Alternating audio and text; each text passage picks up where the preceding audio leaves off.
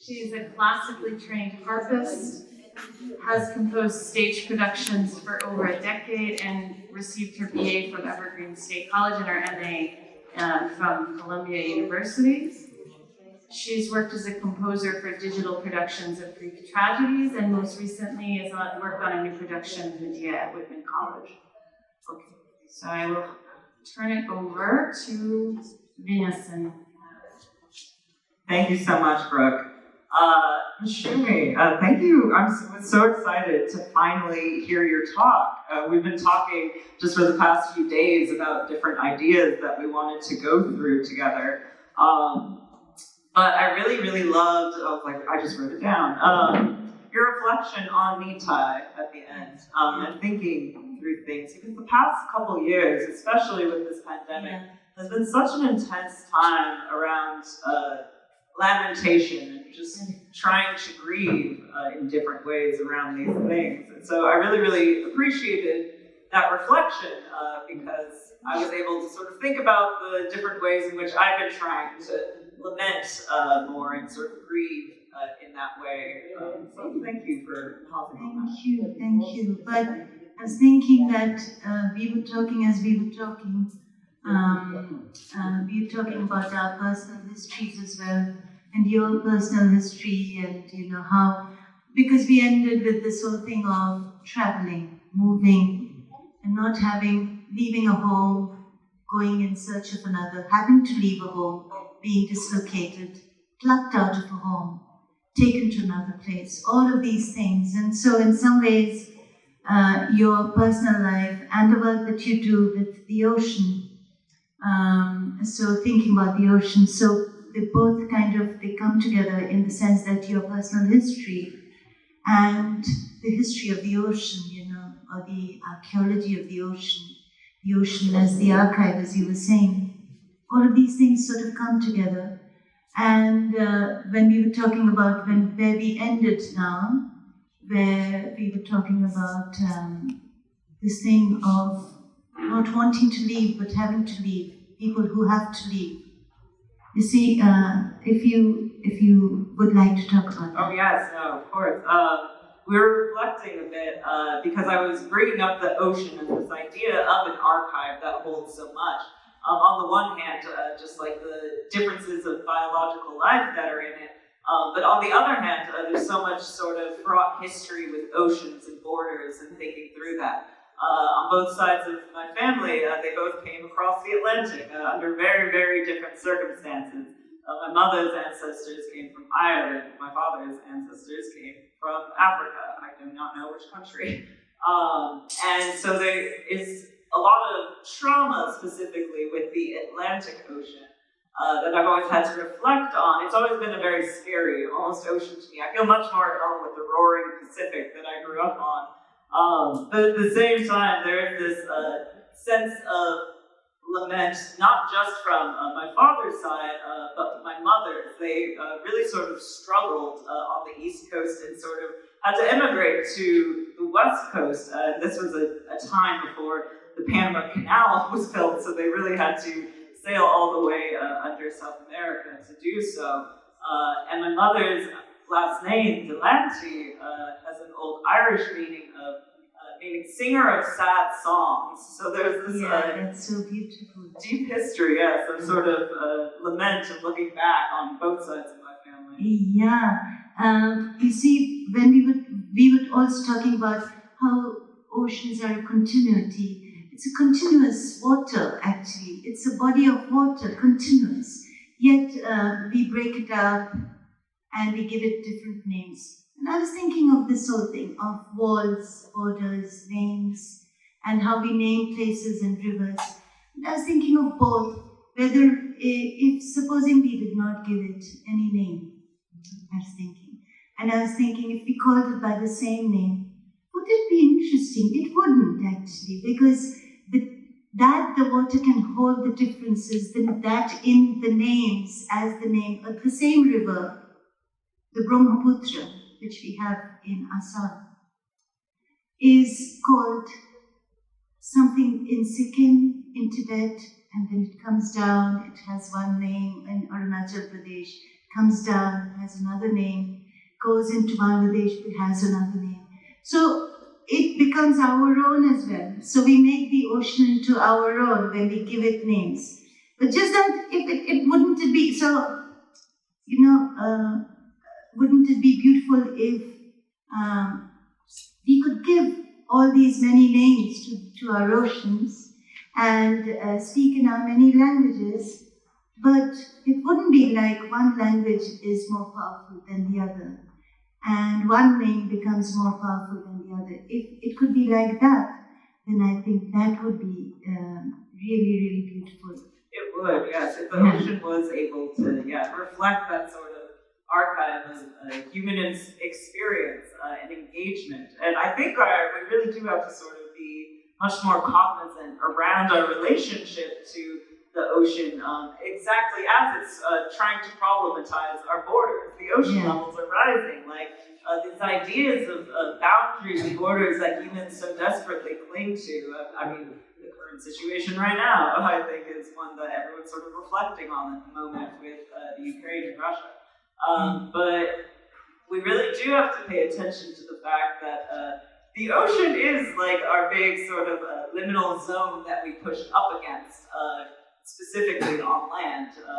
Space is a whole other matter that we got into in my workshop with billionaires and space race. But the oceans, we really do have to, I think, address our relationship to it in a very real way, in a very engaging way, and one that's not trying to hold it at bay constantly, which I feel like is always the response to ocean levels rising. It's like, oh, just build seawalls, build levees, all No, this. but I think one of the place where I work in Bengal, the Sundarbans Delta, this is one of the richest places, ecologically diverse, most diverse places, and Amitav Ghosh's book, The Great Derangement.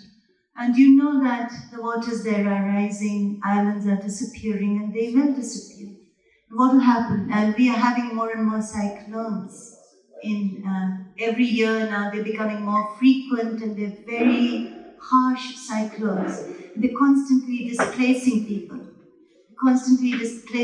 and refugees and climate refugees. So we have both kinds of refugees, not just economic, but climate refugees. And so wars, but this is a battle with nature. But a nature that was not nature, it's also a nature of our making. So I don't even know if there is a way to go back. But I was looking at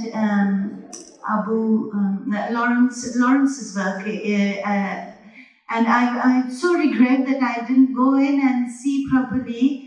But his other work, the Walled, Unwalled, this work, and there is this boy who says, who was high on drugs and says, I no longer know what there is behind the wall.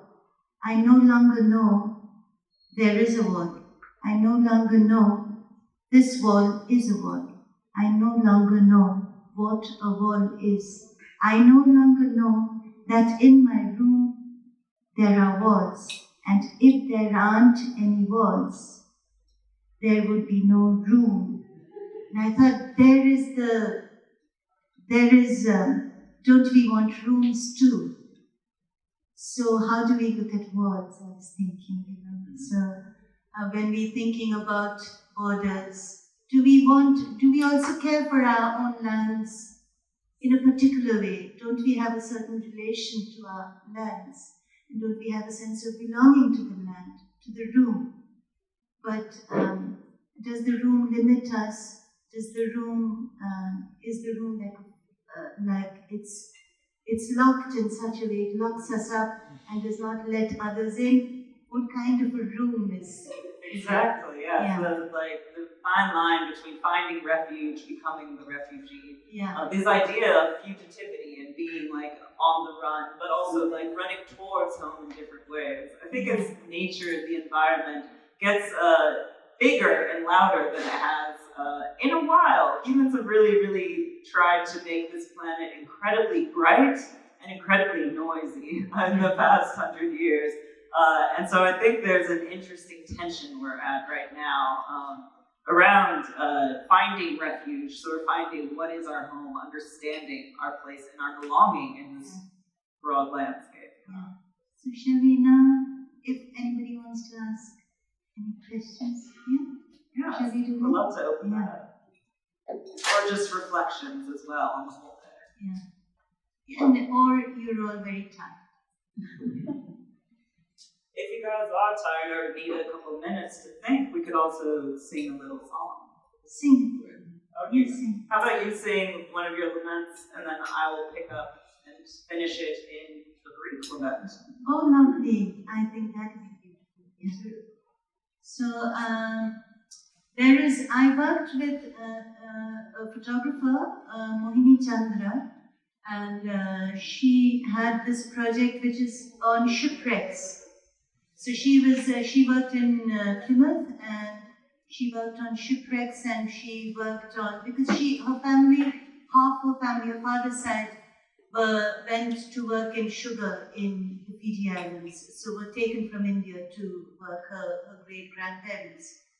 And then she grew up in Australia, and so she was doing this project where she was working on. So the ocean which also holds the dead and the unremembered or the forgotten. So I wrote a little song for her project, and it.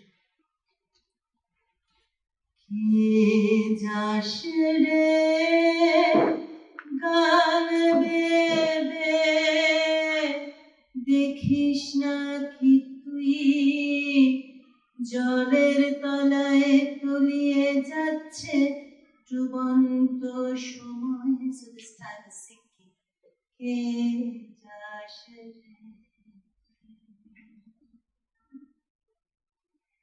কে যাস রে আধার খুঁড়ে খুঁড়ে, শুনিস না কি তুই বুকের ভিতর বাজছে কেমন সব হারানোর ভয় এই ডুবন্ত সময়ে কে যাস রে.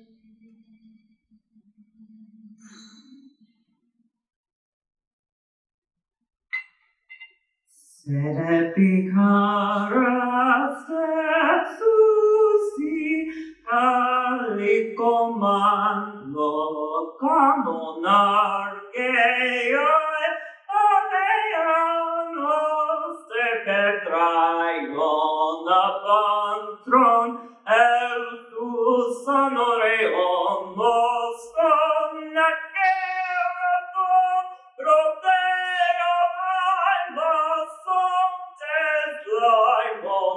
Usuri trapesa nuderoides et ibubolo pare de noterinum focomonin nacidaes camon anomia de nomon gradei cae megoi nos adambrantois metis theon bonos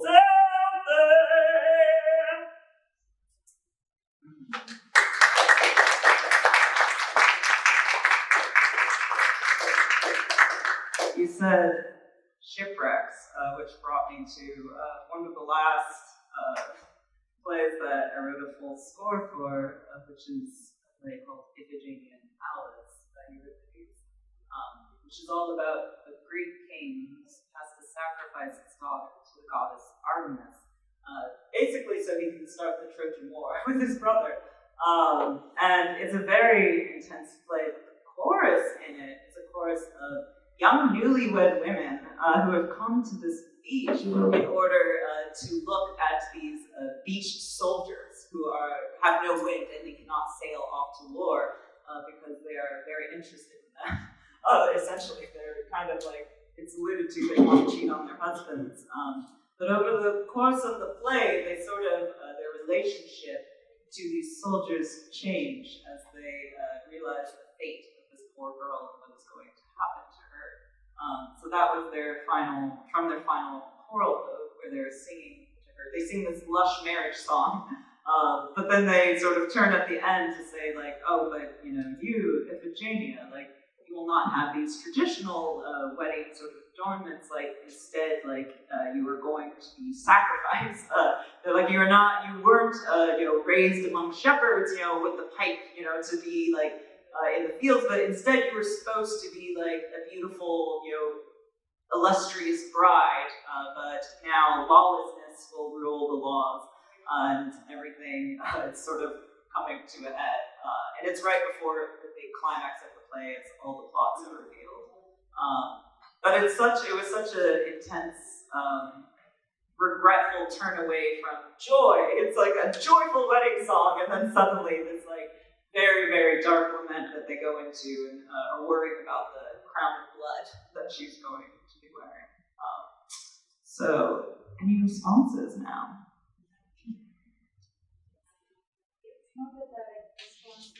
Wait. Here you go. So it's not a response to your performance. I just want to go back to your presentation, Shumi, and it made me think about time, the passing of time. It made me think about how do we situate ourselves in that time's, kind of like sliding, time. And you pointed out about this man, he's aging, he's passing away, the knowledge being passed on. You are collecting an archive of that knowledge. And this is a project about the archaeology of the sound, the archaeology of listening. And made me think, how do we situate ourselves in this timeline? Where are we? How does a project like this make us reflect upon ourselves about time, aging, about passing on knowledge, about the continuity of that knowledge? I guess it's not really like a question. It's just like I'm wondering. These thoughts must be permeating your practice, and so I think that. Do you have any? This is of course a moment that it's punctuating that timeline, right? This is like a presentation, but bringing into fruition a number of things, right? You just submitted your dissertation of many years. There is this exhibition. What is the next step, maybe, or what is how do you envision of passing on the knowledge, I'm just thinking. How do you situate yourself in this timeline, this continuum that you are now are part of, right? Yeah, we're all part of, I think we're all part of the continuum. It's not, all of us are part of the continuum. I try not to worry too much, but just I want to keep working. I can't help working also. I'm a bit of a compulsive worker. So I sleep very little, I work all the time. I know I'm running out of time. I don't know. I really don't know. I live alone. My home is full of things which no one else knows my relation to those things.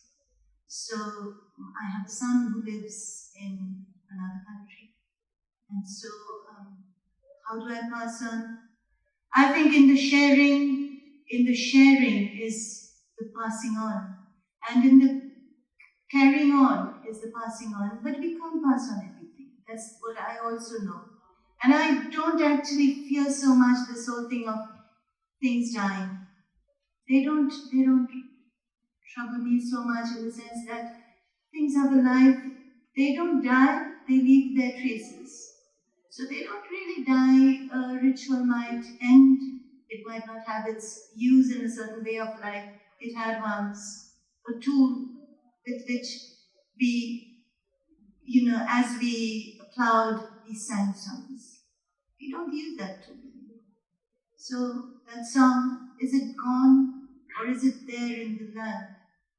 Is it there in the story of the land? So I look at it like that, but more technically speaking, I have a plan. in the sense that, you know, the traveling archive is really just it just shows just a slice of the work that's been done. Want to work very hard and try and put everything up as long as I can do it. And then also there are 3 places where I've worked most in both Bengals and in the UK. So I want to give copies to 3 places. I don't want to go to the big institutions, I don't like them. I don't trust them, and they don't like me either. And so with the British Library, I've had a difficult relationship. So I'll have to see who I'm going to give them to. But I'm looking for, I think there are people. If there's an inheritance if you have, then people come. I think we'll find out. Over time, I'll find out. That's all I know.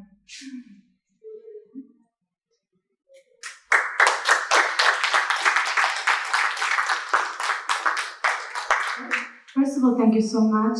And I want to ask both of you about what you think about the silence, because I'm studying classical composing now. Before I'm studying acousmatic and electronic music. And when I touch one point in my life, I think, okay, now maybe the academia can give me the instrument for think or feel more than this. And what happened is at the end, this is not happened because the academia in these 2 years pushed so many water in my glass, and now I think and I don't feel. You know what I mean?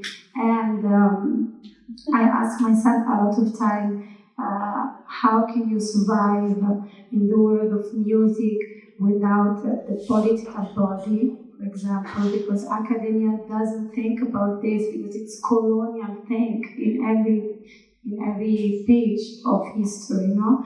And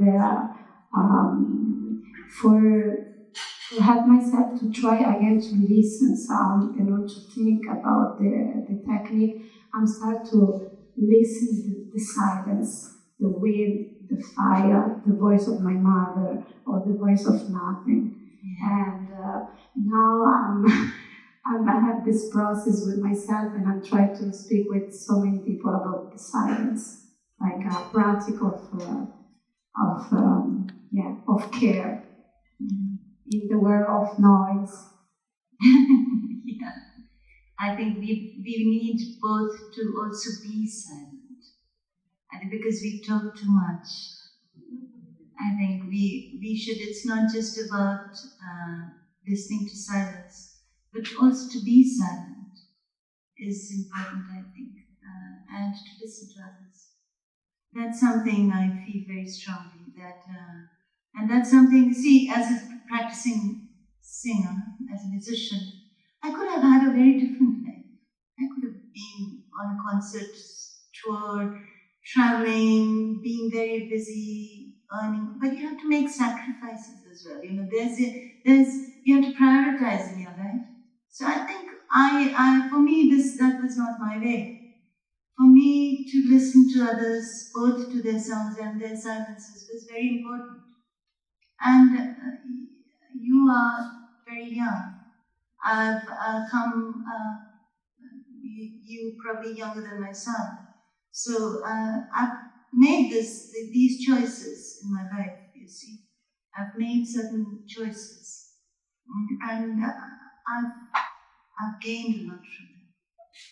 I've really, really gained from them. And it's something, because it really helps me to still continue to work. Or I could be completely satisfied now. But I'm not. So I'm listening both to sounds and silences. And I try to be silent as well. But there's too much talking about. You say thing. There we go. To say just very, very briefly, silence is a very important part of music. It is one of the most important parts. Understanding your pauses, where you need to make breaks, is one of the most vital things you need to understand as a musician, especially if you're a musician who performs or composes. Academics are very bad at understanding silence. Academia is perhaps one of the worst places to go to study music. I had to literally go and hang out at jazz clubs when I was getting my master's at Columbia because Columbia professors didn't know anything about music. And I learned more about ancient music from contemporary jazz musicians than I did from people who studied those actual subjects and published books on topics around it. So I would just say, yeah, academia is one of the worst places to learn about music. It will take everything out of you. Stay in contact and community with actual musicians. And ones who are constantly performing and constantly trying to change themselves as well, because that is how you will learn and grow as a musician. You can bring that to the academy if you so choose to, but yeah, don't put all of your eggs in the academic basket, because when it comes to understanding things like silence, exactly, academics are really, really good at filling the space of a whole lot of nothing.